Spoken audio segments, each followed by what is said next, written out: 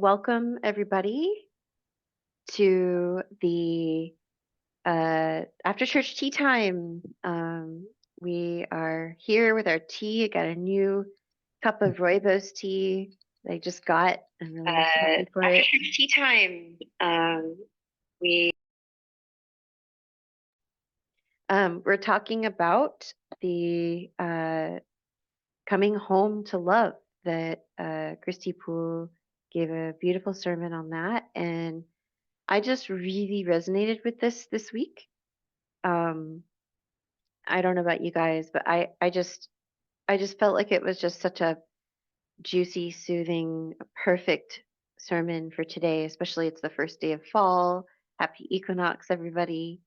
Um, so yeah, I'm joined here by Unionists, Manuela, Andia, and Kelly. So if you guys would want to introduce yourselves, and yeah, let's get started. I'll go ahead and start. My name is Andia. Um, Happy it's the first day of fall. Just learned that today. So pumpkin spice latte season. Yay. Um, but yeah, I've been a volunteer for about 3 years now and very happy to be here to discuss today's sermon.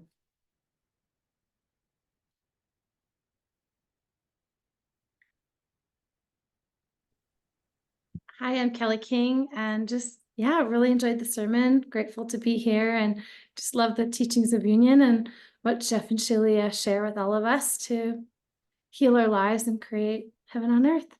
Yeah, grateful. Hello, I'm Manuela, and I'm really happy to be here to chat with everyone and go deeper into this sermon. There are a lot of points that resonated with me, and yeah, I'm excited to chat about it. Well, great. Yeah, there were a lot of points and takeaways. I guess I really enjoyed how Christy broke the topic up into different parts. And so I guess what I wanted to do with us is kind of talk about those different parts and then invite everybody watching to comment and share and talk about it, because we really want to know what you think and how you felt about the sermon as well, and go deeper in these topics. That's what we're here for. And um, if we were in person, we'd all be sitting and we'd be pouring each other some tea and talking, and it would be fun. It just like it's fun here. So, um, yeah, I wanted to start with how she kind of built into talking about, how to see relationships with others, and she shared about how sometimes those relationships can feel uncomfortable, like you can be leaking energy, or you could be looking towards others as your source rather than going within, and gave some examples about that. And I'm just curious, what are your takes on that, and relating to other people, relating to love through others in relation to what Christy shared. That part really resonated with me because God's really been directing me to bring awareness and love to this area because I've also had a lot of patterns of people pleasing and putting other people's needs before mine and never really thinking about myself or thinking that I'm important and my desires matter. And so really until I found this work, I feel like I've been leaking a lot of my energy in that way. And it makes sense because I've always kind of felt like I would have these big bursts of energy and then I'll just come crashing down. And it's just like, a roller coaster. And I could never really find a flow where I just kind of always felt kind of more even keel. And, thank God for the teachings of union and our gurus, because I feel like I'm coming into a place where I'm understanding with God to how to manage that, and obviously learning to love myself and put myself first, and um you know understanding that people pleasing is actually not a loving thing. That's like a toxic relationship trait. It's not good for anyone. But that's how we're taught in mainstream society. So it's really hard to get that message otherwise. And so it just really hit home, especially with the whole like cultivating love and like keeping it for yourself and not leaking it out. And I think, Lisa, you made a comment on one of the forums, maybe this week or last week, about how you feel really like filled with love, and then you like want to give it to your twin flame or Oh yeah, someone yeah. else. Yeah. Yep. And I did that and it felt bad. yeah. And I've noticed I kind of do that too. Like I feel all this warm love feeling in my, container, and then all of a sudden it's like, oh, I want to text him, or something like that. And God's been like, no, that's for you, to keep and to enjoy and to kind of like fill your own cup, and just allowing God to like lead you in how to act, how to relate to people, I think is a really big game changer. And so I've been experiencing that, and I'm glad that she brought it up in today's sermon. Yeah, that's really, really well put. That part struck me as well. Like, because I think, when we don't have a relationship with love or with God inside, then we're going to be constantly looking out there to fill our cup, and we're always going to feel this sense of like emptiness because that's not how to do it. So I really appreciate her bringing up that point. What else? Anybody else have takeaways on the first part? Yes, I notice for myself, I'm still healing some like insecurities and places that I'm not feeling like I'm enough for God or enough for myself and my twin flame. And so I feel like the people pleasing, like I was always kind of watching out as a child, like watching out for my family and just making sure that I was safe. And so I learned to just kind of be invisible and like not put myself first, because that's what helped me feel safe, is by not drawing attention to myself. And then I noticed, and then that seems to be interrelated, where I felt like I wasn't enough in my family and within. And so when I'm working, I have this pattern of over giving and over like, and I think it's good to give, but I have a pattern of like just really over giving, and then I'm just kind of giving my energy away, and then it's keeping me having to do extra jobs and extra things because ultimately I'm not feeling enough. And so I'm just kind of recreating these patterns where I just feel like I'm not enough. And so the overgiving is, for me, is like a compensation of these like deeper insecurities that I'm just now really starting to feel. I think that's the biggest thing, is like when you're learning the mirror exercise, it may take a while for you actually to feel these places that are insecure. And so I'm just now really feeling this over the last several months, and just realizing that I'm just over giving so that I can compensate for not feeling enough. And then the vicious cycle just continues, so that instead of putting my like life purpose first, I'm recreating old patterns, and then I'm getting frustrated and and then burnt out and those kinds of things. And so I think, anyways, for me, I just notice these patterns will recreate until you really feel inside what you're creating. And so just to be really patient with yourself as you're healing, because you won't necessarily feel these patterns right away, because we bury them, right? So That was really well put and very insightful, Kelly. Thank you.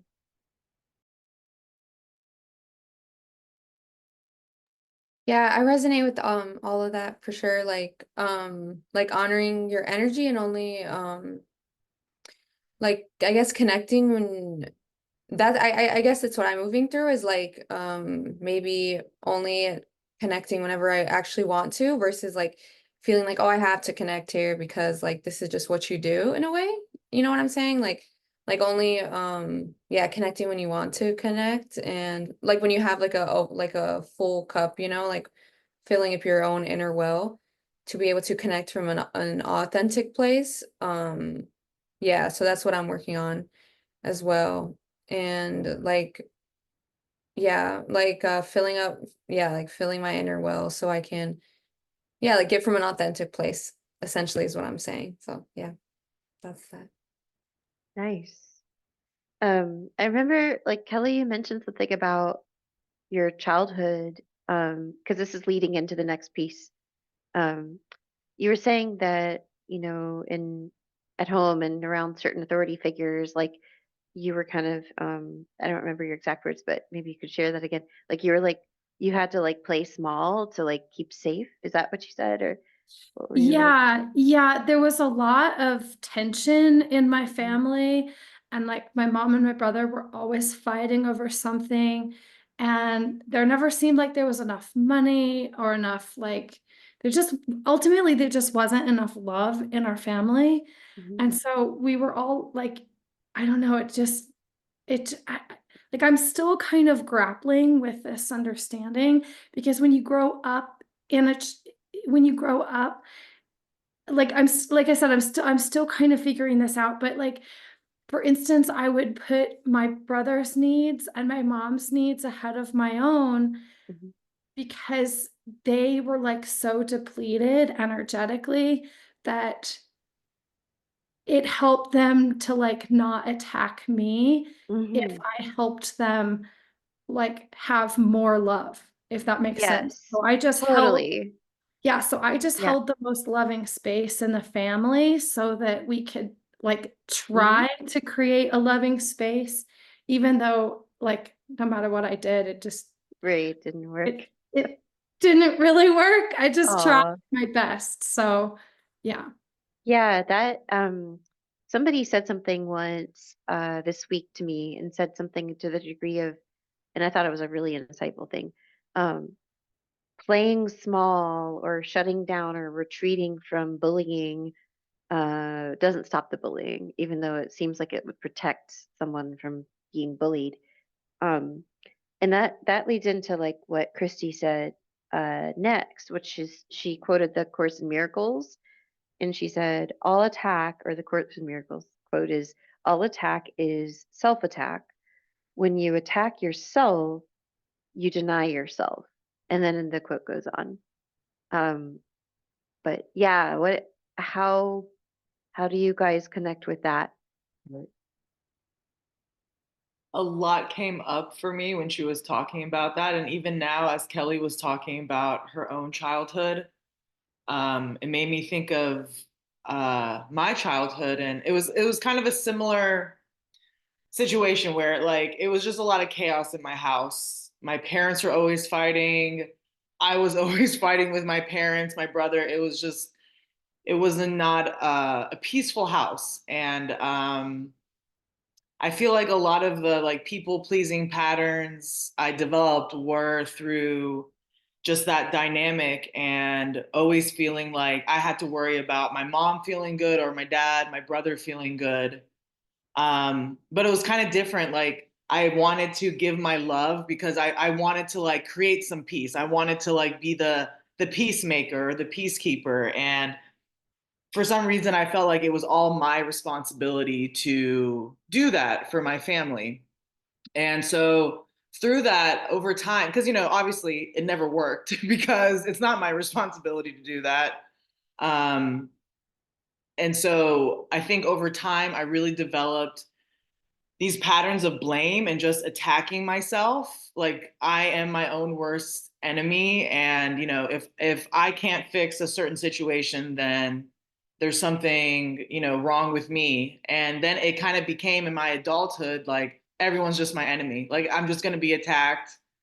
And I started just withholding love, like love from myself, love from, life and or for life. And so and it's something I've really been uprooting and healing as well. And Kelly, you said this earlier, like there's just parts where you don't even realize it's there. Like it's so buried deep of like why I feel this way. And you know, so much of me, I feel like coming home has just been uprooting this like pattern of like taking on this responsibility and then like blaming everything and everyone when things don't pan out the way I think they should.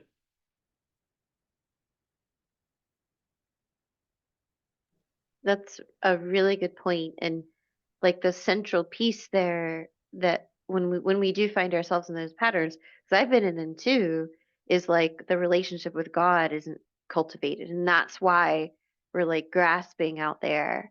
Yeah. Yeah, That's why it's important to come home. for sure. Come home to love.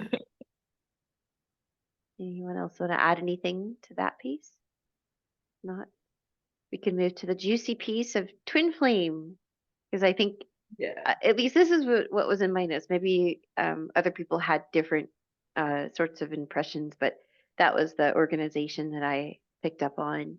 Um, so then Christy starts talking about finding your home in God, where your twin flame union lives, which is a Wednesday 1 p.m. class with D7 title.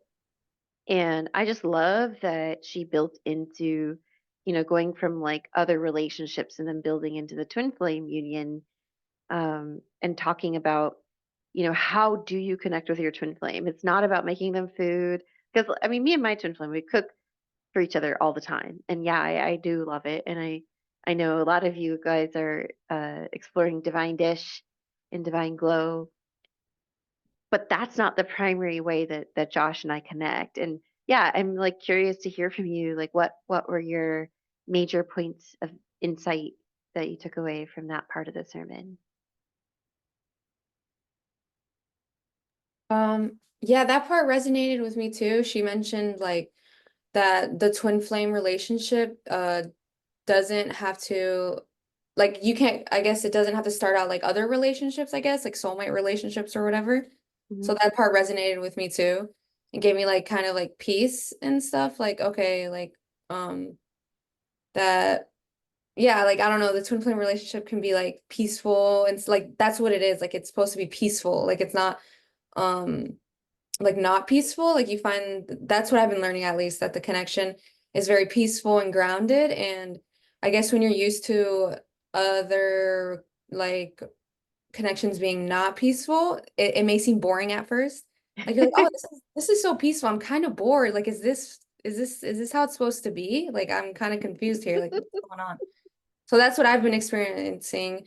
And like obviously watching like twin flame ascension school classes where Jeff and Shaleia speak like that twin flame relationships like grow into something beautiful versus like a soulmate relationship where it may start off like exciting or whatever, but then it just fizzles out. But like a twin flame relationship, I guess, can start really like, I guess I don't want to use boring, but I guess boring or whatever, and then kind of grow into a very beautiful connection. I don't know. I guess that's the only word that comes to my No, mind. I think Not that's boring, but I think it's good peaceful. to address that, Yeah.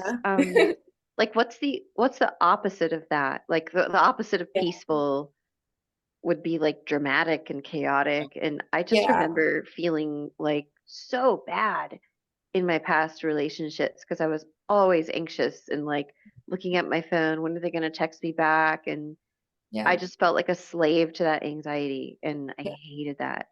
Mhm. Yeah. Yeah, I Yeah. totally agree. I've had similar thoughts. I was having them the other day. It's I mean, it's funny you say that, but I feel like I've been learning too that because I would think that, oh, it's peaceful, it's calm, like something must be wrong, you know? Like Yeah. this doesn't feel right. Why isn't it like exciting like this? Hmm. And when I first met my twin flame, I kept trying to put that pattern on it and it would just feel so bad. Hmm. It did not feel good. It was just like gross and icky and ugh. And you know, the deeper we've gone and like the more we've healed, like we're like really starting to cultivate a lot of peace. And it initially it made me kind of nervous. Why is this so peaceful or boring, or like why don't I feel that like jittery you know feeling? And it's, you know, because it like Christy was saying, like, it's just a soulmate pattern. Like, that's not love. Like, getting that high is not, you know, it's not love. Like, that deep, peaceful, like, very grounded, expanding sort of feeling is, you know, is your twin flame. And like, for me, I think, honestly, there was a part of me that's just like been kind of holding on to that pattern because like I want to relax, but I'm scared to relax, you know? And just understanding the like the true dynamic and really feeling it within my union has honestly been very liberating, you know? And because I've been moving through a lot of, you know, just a lot of challenging things with my twin flame. And it's liberating to know that like none of the stuff on the outside matters, you know, like it's really just like the feeling I have in my heart, you know, how connected I feel with God and myself, and kind of letting everything else just fall into place like it's supposed to. Like, for someone that has tried to control everything because I've been so scared, it's such a relief to get on that other side. But to get on the other side has been a very challenging and uncomfortable, you know, process. Exactly. And think of all the energy that goes into trying to like mitigate the chaos and the drama and the crises of that process. And I know that like when, you know, people first meet their twin flame and it does, you know, they're an amplifier and so it amplifies what's there. And there is maybe a period of time where all your purpose seems to be is moving through the upsets that are in front of you that look like burning fires.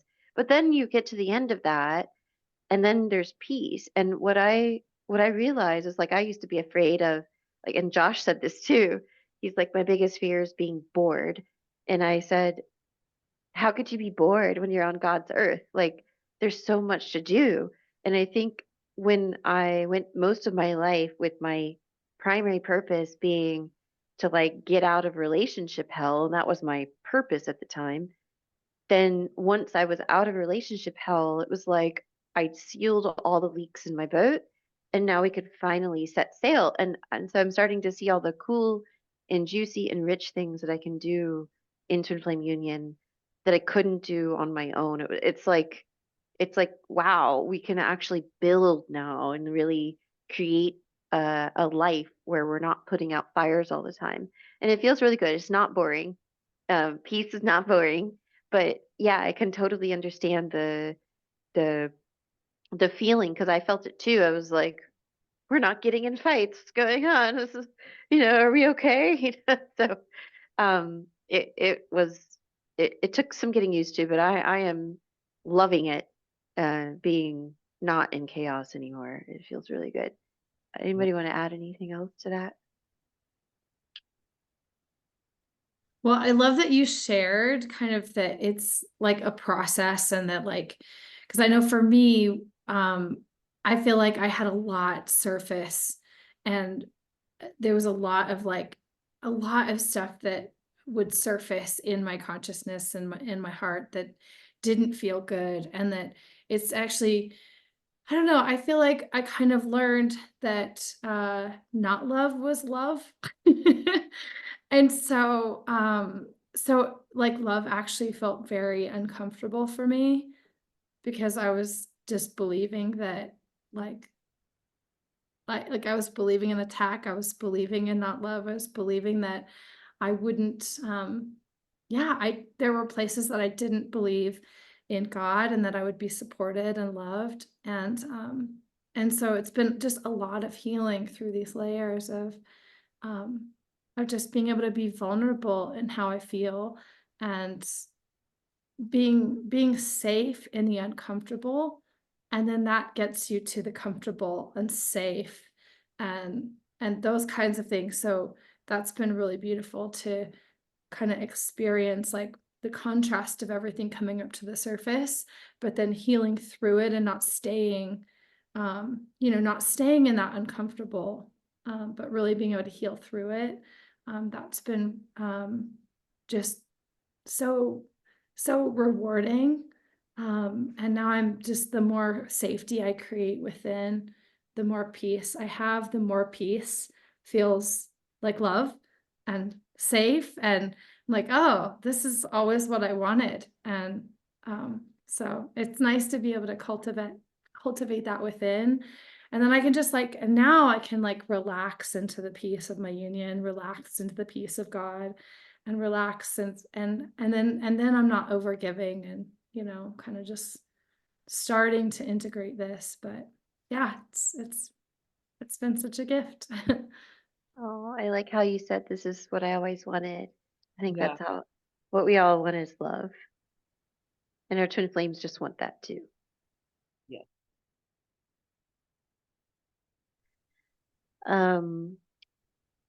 Yeah, that's what Christy also pointed out. It's a quote from Shaleia, it's my love, my true love that keeps them around. Like our twin flame can't wear certain clothes or cook them a certain food. Actually, funny enough, Josh and I recently got some new clothes not because I was afraid of attracting him, and it was because I wanted them for me. Like I wanted to feel like I'm a creative person, and I want to wear something that reflects myself, and it was for me. But then Christy was talking about taking care of yourself, and like I found that so true. I think this is like the last piece of the sermon that really stood out to me was like you can't expect to do something once you're in union. You have to do it for yourself wherever you are. If you notice that you're not taking good care of yourself, you don't wait to get it with your twin flame to do that. Um, it's just the same in and out of union, like because it's just you amplified. So yeah, what do you guys think about that? I feel like that's been another piece that's really helped me just like relax and let go of this pattern of control that I've had.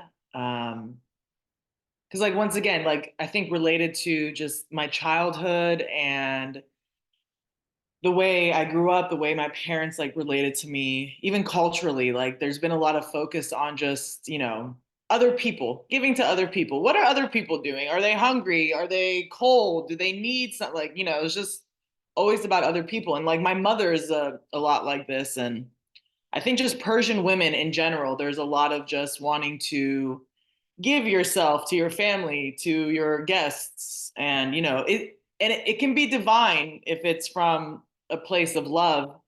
Um, but it hasn't been in my family. And so just like kind of thinking that that's how you love people and that's how you love your true love, like, oh, I must go do things for him and he must be pleased and all these things. But through this work and like through healing all these core blocks that I have, it's been so relieving just to know that I can just focus on myself, just listen to myself, and whatever Andia wants to do with God is what I should be doing. And that doesn't mean I'm going to lose out on anybody. It doesn't mean that somehow my life is going to end up, falling apart. Because there's also been that fear of like, I'm going to lose something if I like just focus on myself. Like somehow love is just going to like disappear if I just think about me. Which kind of goes back to what she was saying earlier. I think in the beginning is like, she asked like what keeps us in these toxic relationships, and God answered her like it's because like we don't know who we are. And I think so much of this journey, like you go into it thinking like, oh, there's a twin flame out there and I want to do this all for this person. But then it's like you come to recognize that really it's just like understanding who you are at the core and like coming home to yourself. And God, life is just so much better. I don't know. Like, I just feel, especially lately, I just feel like I've been just upheaving so much of these patterns. And I just feel so relieved and relaxed. And like, to just be in this constant state of tension all the time and on high alert, like, it just makes me so emotional to just be able to just not do that and feel okay. And yeah, so it like this whole sermon really was very emotional for me, which was nice. Amen.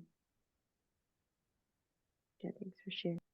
Yeah, I wanted to share something too around the topic of like authenticity. Yeah, I just want to share like I guess like a key point for me was like I don't need to be like this like perfect like super high spiritual being to like manifest like twin flame union or whatever. Like I was like it was just like about accepting myself for where I was at. Like I guess I had this idea in my mind that I need to have this like perfect like routine schedule, like super like, you know, like I don't know, like whatever it was. But whenever I just relaxed and like accepted myself and the blocks that I was working through, and like I was like, you know, I just accept myself and I accept God and I'm just gonna be with God and it is what it is, however long it takes to heal whatever I was working through is fine. And I just came to like a deep place of like self-acceptance. Like I'm like, I really just choose to accept myself. I don't need to be perfect to be with my twin flame. I can just be myself. And yeah, I guess that's when I was able to just manifest my union. I was like, oh wow. And I still don't like and then obviously like what Lisi was saying, like they're not gonna come and like be your knight in shining armor and you're gonna have this like amazing like it's like something that you build, I guess. That's what I realized too. Like it's an amplifier. And it was just exactly where I was at, and that was just amplified. And yeah, so that's that. Like you can't wait for your twin flame to do something for you, like what Lisi was saying. Just about you cultivating whatever you desire from your twin flame within yourself first. So I guess the key point that I was pointing to was like just fully accepting yourself for where you're at, like and accepting like whatever you're working through. Like, okay, like it doesn't matter how long this takes. I'm just gonna work through it and love myself here. Like you don't need to like suffer, I guess. Or yeah. So yeah. Yeah, that's really beautifully put. Just keep going and just take the next step and just look at what you're working on, focusing on yourself. Well, we're about wrapped up with after church tea time. Would any of you, Andia, Manuela, Kelly, would you like to share anything else to the audience or the viewers?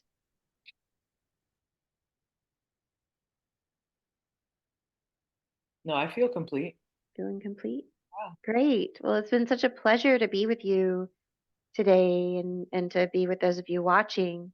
Thank you so much. And don't forget to visit the unionism.org website for all the latest. You can look at all the past sermons there. You can tithe, donate to the church if you really resonate with our cause in uniting the world and healing separation consciousness and people of every background, all backgrounds, and bringing everybody closer together in their relationship with God. So if you really support that, consider donating or tithing. And if you want to volunteer, talk to your coach about it because it's such a rewarding experience. So thank you all so much. I love you very much, and we will see you next time. Bye Thank you. bye. Thank you, You're everyone. welcome. Bye. Bye, everybody.